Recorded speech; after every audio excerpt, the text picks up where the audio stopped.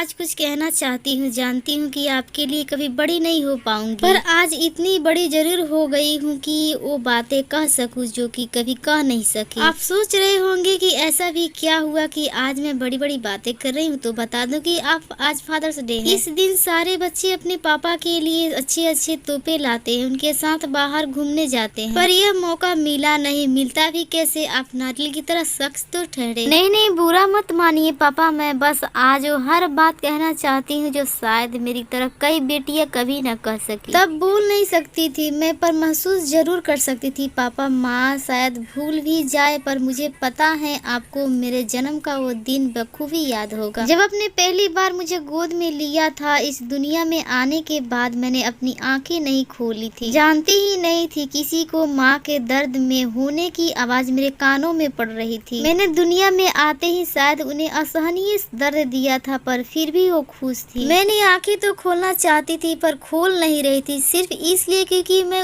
तो सबसे पहले उस शख्स को देखना चाहती थी जिन्होंने मेरे माँ के अंदर होने के बावजूद मेरा ध्यान रखा। वो शख्स जिनकी आवाज सुनते ही मैं माँ के पेट से भीतर से भी बेचैन हो रही थी कि कौन है जो मुझे इतना प्यार करते हैं। मुझे नवजात बच्ची के मन में ये सब बातें चल रही थी कि तभी कमरे में से एक प्यारी सी आवाज आई, मेरे घर लक्ष्मी आई है, मेरे घर लक्ष्मी आई है, सबको मिठाइयाँ खिलाओ, जश्न मनाओ। मैं समझ गई थी कि आप कोई और नहीं मेरे पापा ही हैं। उस लम्हे में मेरी खुशी की ठिकाना नहीं था। मेरी हलचल देखकर माँ ने आपकी तरह इशारा करते हुए कहा था कि आप अपनी परियों को गोद में नहीं लेंगे। मुझे याद है कि आपने बड़ी ही नाजुकता के साथ गोद में लेते हुए जैसे ही उठाया, आंखों में से आंसू की खुशी मोती की तरह हाथों पर गिर पड़ी। मैं समझ चुकी थी कि आप ही मेरे भगवान है। मैंने मुस्कुराते हुए पहली बार अपनी आंखों खोली। सबसे पहले मैंने आपको देखा पापा, आपकी गोद में मुझे अलग ही सुकून और सुरक्षा महसूस हो रही थी। धीरे धीरे मैं बड़ी होने लगी। मुझे याद है कि आपने सबसे कहते थे कि मेरे लाडो को कोई खरोच नहीं आनी चाहिए। गोद में खिलाते समय सबको डांटते थे कि कहीं मुझे गलत तरीके से न उठा ले और मुझे चोट लग जाए। मैं बोल नहीं सकती थी, पर मुझे भी हंसी आती थी। कई बार आप माँ को भी मेरे ज्यादा ख्याल रखने के लिए डांट देते थे, तो माँ अक्सर ही आपसे कहती थी कि बेटी क्या आ गई, मुझे तो प्यार करना ही कम कर दिया। इस पर आप मुस्कुराकर उन्हें प्यार से सिर हिलाकर हाँ कह दिया करते थे। मुझे याद है जब स्कूल में एडमिशन के लिए भेजना था, हर कोई आपसे कहता था कि बेटी को